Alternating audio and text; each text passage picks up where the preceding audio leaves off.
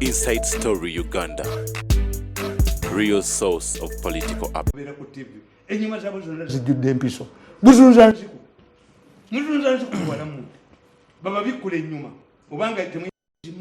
against malice. Okay. The third one.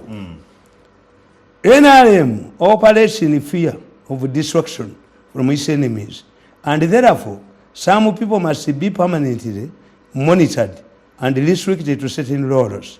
They operate on self-preservation in order to preserve their party. This is the same way the Kabaka Ika operated in Uganda, by fearing of the enemy kingdom, both real and passive. Self-preservation applies to human beings. Some NRM leaders assign themselves the role of preserving the party, and the Kabaka Ika leaders determine the potential enemies using falsehoods and selfish barometers. We know mbwa mbona bajijja wano mbona bajikankwano mbona bajikanjeri mbona ifa wano what is said never kujawo never take away wow, because you see they have to preserve. It must be they are constantly in fear of enemy capture. Kati balina okuba tumwe bazibe baba ne center baba ne bizimbe mu kibuga abana balina kubambwa bakujjana bakajukana batwala 5 wange batwala 5 billion embwa bakanyuke kasasa ngani oyo Mirundi samuzalanga tuinza kuzala oyo tukubebera ka mu mpale ne tubalinda ne mugenda. Okay. Lastly, Museveni made important strategies during the Bush War days. One, he built the NRM on his personality without the knowledge of his enemies, both in the bush and in the future. This is what some people fail to understand. Almost everything, both in the bush and afterwards, rotates around Museveni's personality. The Bush War became Museveni's Bush War. It was not a group rebellion. In fact, Milton Obote was saying that if Museveni was fighting over the rigged elections of 1980, he did not lose to UPC, but to Sam Kutesa, who was a DP candidate. Obote used to say that if Museveni dared to go to the bush, he would follow him there and leave him there. To him, defeating Museveni would mean the end of the rebellion, forgetting that it was a revolution bigger than Museveni. Okuva mu nseko ekijja bakizimbira ku muntu omu kibonge kyanini abaana ba Museveni obasanga eyo abaana bano ba Museveni yaleeta emirembe Museveni yaleeta emirembe Museveni yaleeta senaalemu Museveni ani yaleeta ki Museveni yes gavumenti ya Museveni bwavaawo kinasigala kitambula if it was built on his personality ntibo bakizimbira mu fear ekintu kyabwe bazimbe kiti buli oyina huko edini yafuna Africanization edini yafuna Africanization bakabana ne bagenda babulamu ne bagenda baani Obote's Vice President Paulo Muwanga also reduced the war to Museveni, an individual, when he advised Museveni to go and wage the selfish war in Ankole outside Uganda. Furthermore, the NRA rebels were referred to as Abana ba Museveni. Museveni's fighters as if they were mercenaries from Museveni. This is why Obote did not address the concerns of the public which sustained the war against the government. Olwokuba Obote teyamanya yalidusinga olutalo ku Museveni teyadwesinga problems zaali ziruma abantu teyamanya nti ono genda mu nsiko waliwo obuzibu obuluma abantu kati olwaleero ne bumukuba kasumba ne bwakuba nuupo n'agijjawo. As long as you don't solve the problem. Obuzibu sidno wabula bizibu biri mu bajja balete ali wasa ate owenvunza wangi bizibu tebabikozeeko mututo omwera omusenyu mulwera bakuba sempijja mulumba ennyanja ne mugitabaala ne mubba empuuta ne mwefuula bamukasa babavubi balina bannamwandu ne mugenda ebusoga ne mubbayo buli wabisoga buli ebikajjo birina license obitunda nemudduka n'obujozi bwomwe bwe mudduka bwe mujoga bwe takisi muzitutte lufula ani muzitutte bodaboda mwagala bakebera mitwe naye nga basi eyatomedde akona kakubani nkafunya ngegongolo bali bajja kanyigeza ez'omwowini kakukumye tekalabika nakakubani nkateeka ku ttaka kadduka ng'omufere bwabe ne ssente mutegeke risiiti kakuŋŋanya billions eziri ku account nzi monitoring ne basigira billions tujja kuvumba bira tutunda ebintu wanudde anti yabajjangako emitwalo 6 nagulawo account I'm monitoring that account on a daily basis. Never signatories. Fuja kayo olunaku lumu tekalisigaza nande bwe tujja zitunda. Nande bwe tujja zitunda. Tyanda bwe yaze yatubbe yabba ababooda. Nazo tujja zitunda okutuusa nga akasajja ako kakomezaawo ssente zakabba ku babooda. Kale tugende mu maaso. Yes. Nkugamba nti Museveni also appreciated to be a transitional fighter who did not have any interest in ruling the country. It was widely believed that in the bush, that after defeating Obote, Museveni would proceed to liberate South Africa, Angola, and Namibia. Neighboring countries like Zaire, under Mobutu, Kenya, under Moi, and Rwanda, under Habyarimana, did not realize that Museveni posed a threat to their dictatorships. Twageranga Museveni baganti Museveni ya oluva wanalagawa Mozambique, South Africa. Javera sibeja ngone yanunula ekiba gundi yamugoba yemisindi Castro yali atabula embaga yawedde okimakiwa Castro yagoba gundi Javera namudusa mugundi ni munnomulala abamuyamba okujjako government y'abatesita.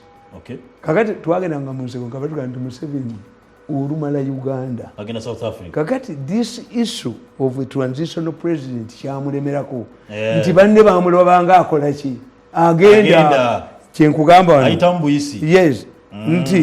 Nti after he was sworn in as president, Museveni left for Zaire to meet Mobutu, while General Tafire went to Rwanda that same day. On the other hand, Mzee Wycliffe Kazola was assigned to handle Moi's affairs. Museveni also allowed the Kenyan troops to be deployed in Uganda as keepers. If the dictators had realized that the Museveni threat, that the threat Museveni posed to their regimes, they would have supported Obote. Habyarimana allowed Kabaka Mutebi to go through Kigali to visit Wero during the Bush War. He also donated 3,000 horses to Museveni's government, visited Wero and officiated at the commissioning of military ranks, NRM, combatants, even when there were Rwandese refugees in NRM. Nalaba Rwejima Habyarimana Rwejima, yali in charge of security. Rwejima? Entebbe, yes. Habyarimana, yabateekako ennyota wano. Motoka yali eraga Luwero nefiira mu kkubo. Bw'atuuka Luwero, Museveni amulaga obuwangwa bw'abantu. N'agamba nti, I want to appeal to these refugees. Don't abuse the hospitality of Ugandans. Rwanda is like a filled glass. It cannot accommodate more liquid. I hear people who talk about the Kagera National Park. Ezekiel Murisinga abanyarwanda 10 abakomawo. Abasajja ne bamugamba tuwe passport nno or to recognizing it we are Rwandese in the diaspora. Habyarimana refused. Why? Bamala ku omulenzi abadde ajoze nnyo abantu kakubweko n'abamuwaga ndi musanyufu nnyo bangobanga ekyonziira naye terimu olaba kakabusenge ensika ebadde yeerabidde era kakomye okumwanyi bakakube bakaasa omutwe kabusenge nawe okomawo ensi bwe yali ekwerabidde okubya abantu bamazewo eryo ddoko kabusenga you would hide yourself, you would have been now the government run away. Mengo should run away. I was praising the Kabaka the other day. When the Kabaka senses a problem in the central government, he leaves.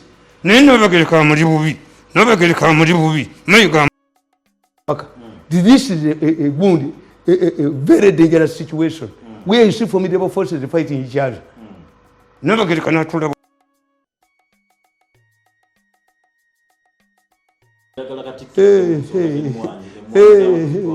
mwanyi muziwumuli n'abagereka alidde sente owaddeyo abantu emwanyi zitwalibwe ku bantu kiwaddeyo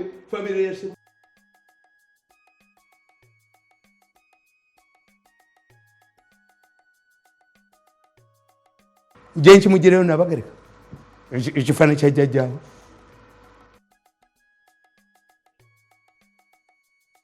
leave the players.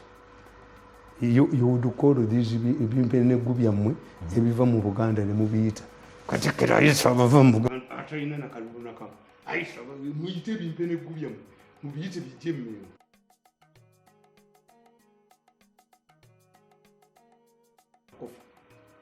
ensonga si ya mmwanyi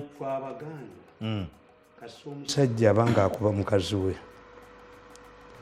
omukubira ki kyakiro fenna tugenda bugenzi anti naawe kikulwanya iwe ekyamuleta kyaliki ekyekiro n'ekyeggulu byanjawulo when a Muganda man says I'm quarreling with my wife over ekyekiro all sensible men walk out that is entitlement kakati mbumbamulo naye omwana atakutono madivani ya muzaala omwana ono yazaalibwa bayindi abataka muli luddawo okukangavula omulenzi ono atakuta atedde kabaka mu buzibu omulenzi akugweko amayinja salaamu jjeko abasirikale abantu bamutwale misinde bamube katikiro wa Buganda kasaba mube oluwombo lw'enkabo katasulawo mayiga asana luwombo lw'enkabo kubanga ezo sente zimu omwana niyigwe esente zakube kikyotafunye nakulaba nga olimbwa naye kati olina buli kamu ozimbye apartments okoze eki what else do you want from Buganda why do you want to destroy this gundi already bebazanya ebintu mu gavumenti tukyalina muntu n'omu you think batubazalingako abaganda kakati kwe kankubuuza mu busiraamu muleka omuntu anakamu ka mundani naye mukulu wo bamutoowo nga muli balongo bwaba teyakuteekamu olowooza nti gwojja okuuma abaana be nga ne mukamundandi teyakuteekamu kati ffe mu gavumenti tetuliimu mukamundandi tetuliimu mubateeko omulambo mukamunda akango baddinikalubindi distraction tagimanya gyatukoledde akango baddinikalubindi yagendaganaga mukodomi wange ono muba mutuma mumuwemu sente omwana ono yavaawa naye yavaawa biriwa kiki kyatakoze nga talina kyatadde afukula nenappi z'abaana n'abajjamu sente basekabaka musiro gabakuba gatonya nedde omwana ono tujja kumwambala tujja kubambala nenabagereka tujja kubambala tetujja kukkiriza bintu ebyo wano tufe tuddemu tudduke tubeera abaganda baddemu babeera isolated kuba mulwanire emmwanyi oba mubabawadde sente muzirye mugende ebweru muzirye naye muleke palamenti ekole omulimu gwayo yes leave the coffee simu muzirima nina omusiri gw'emmwanyi gw'amaanyi kabaka yakampa mengo yakampa ebijimusa bimeka which role do you have in my coffee plantation nobe kayina muki mu nimiro yange nkugamba nti when the president yes andi nkugamba nkugamba nti when he got into power nkubulidde Habyarimana naye Museveni bamulabanga transition nti Habyarimana bonna bamuyi bamubutu balabanga n'abali mu nsiko na bano Museveni ya transition kyamulemerako wabafugidde tibuli kaseera bamulabanga akolaki ayitamu agenda kyobula batandikirawo omulwanyisizaawo teyajja yasooka n'abatega nti emyaka ena abadipire bayingira bwejaggwako n'ayongerayo 5 n'ateekawo movement n'aleeta multi party ali mu America kakati this issue of a transitional president emukoledde naye tanywezezza nti abantu balabanga agenda ng'avaawo that's why he has not consolidated himself biri kuye but he has not helped the party yes they don't have a strong party oba secretariat oba ki tokirabamu that's why nakubuuziza bwavaawo kinasigala anti ffe kyovala tutaddewo standby generator ebivooti byenkanaka yabakoledde n'ateekawo structures nemuzizanyiramu sente zabayitirira kati nkugamba when he got into power Museveni never banned the political parties but the opportunists joined his government. He also gave his first government only 5 years and he never carried out political persecution but used legal means to deal with his opponents. You can now ask, what prompted Museveni to wage the war? Was the transitional process which he wanted to return. This is why he said that the problem of African dictators was overstaying power. Umulaba. Yabaga nti ekitikibu kya Africa kulemera muki. Bulemera mbuyinza. To maintain this transition ki. Nobody planned for him. Yes. In fact, it was a struggle. It was a struggle. Nga Museveni aganye okulayira kuba president yagala National Gondi Consultative Council male okutula mulonde. Musajja ne bamwegayira nti omusajja abuganye. Wachi bamwegayirira? Yes. No. Kugambye nti ye ekizibu no kye bamuyinako nti bamulabanga transition avaawo agenda ti omukazi ayinza okutoza nti mujja wanoba ne lwatwala abaana mu ddwaliro bajjanjaba nti agenze Tamale akakuddako muzeeyi kalondeko nga atukulembeza mulowooza nti ali transition nti avaawo kumbe permanent ye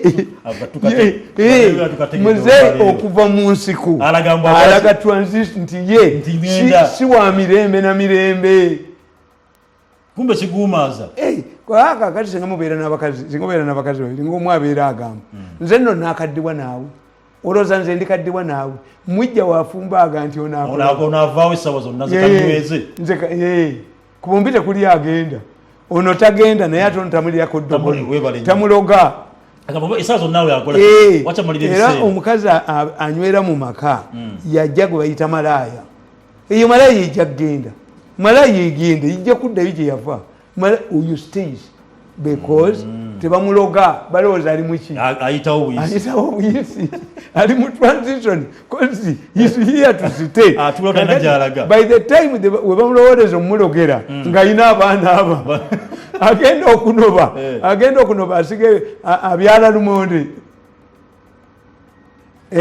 kakati nkugamba nti by saying so he was sending a message to leaders who do not seek people's mandate through popular elections bano tebakitegeera nti ekyo yali abagambira at that time none of the leaders in Uganda had subjected himself to a popular vote but in 1980 elections was a sham and he was not on the ballot ne mu 62 enjawulo ye Museveni statement yabagamba tebagitegeera who has ever been elected but when I overstay the power by being my contract being renewed I'm different from the one that is not overstaying any power anti-constitution because anti-nzija ne bannonda ayeso omweso atema yasigalawo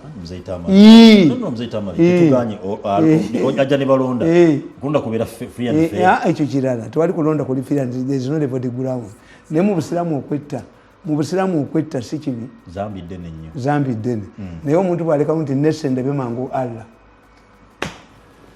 mumulamula muti zambi ddene anti yeye ayagala kwetta alabe mangu Allah ate bana abeetega bundi yes kakati kyengamba nti gundi Brazil yawangula World Cup 5 ekyaziina bagikubidde ne bwabwe waayo waliwo yagigobamu waliwo etteeka eriga nti onoogiwangulanga ddi yes kakati kitegeeza nti once it is left to the population but my explanation is nti bano abantu bamulowooza nti aliki bano bonna bagundi babukenya abo bonna balaba bambabazi batumukunde babesi yokulwana okulwana okuva ndi bonna bonna okusituka bano bamanyi omusajja alina okuba nti avaawo mbabazi yagaa nti there is a chu eriruddawa where is the chu nti ono luvaako ono yakola ki bwe yabagamba nabo ne bakikkiriza if you believed this then oba buyita bukujjukujju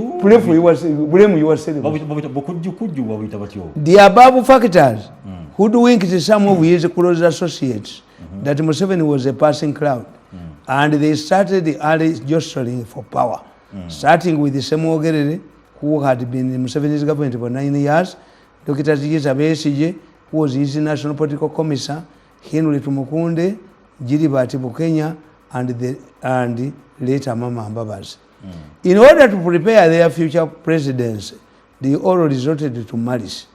In order to undermine Museveni and their perceived enemies, you cannot sit on an already occupied chair before moving the occupant. In order to do that, they applied the following methods that have ended up ruining their future plans.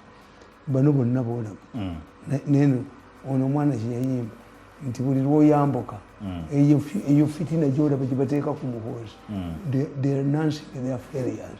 Don't blame muhoozi. Muhoozi was a younger man. You had all your chances, you squandered them. Nkugamba ensobi ze baakola. Preemptive maligning.